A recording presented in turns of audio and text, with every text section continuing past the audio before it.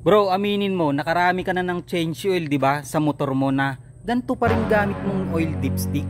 Ang problema kasi sa dipstick na 'to, madaling pihitin eh. Hahawakan mo lang dito sa dulo tapos kahit kamay lang mapipihit na, mabubuksan na.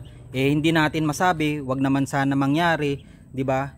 May mga tao na marami ang inggit sa katawan, bubuksan yung ganito mo, tapos lalagyan ng kung ano bato, buhangin, tapos magugulat ka na lang, bigla na lang mag-iingay yung makina ng motor mo. Imbis sana na change oil lang ang gagawin mo sa motor mo, mapapa-change oil ka pa. Eto na yung solusyon bro, CNC Aluminum Alloy Oil Dipstick. Solid to, aluminum alloy na matibay, di kinakalawang, tapos may hex design pa. Kaya angas tingnan sa motor mo, plus madali ikabit, plug and play lang. Pwede pang pumili ng kulay para match sa setup mo. Merong gold, red, blue, black at silver. Hindi lang forma bro, protection to sa makina mo. Mabilis lang maubos yung ganitong stock ng CNC oil dipstick mga bro ha.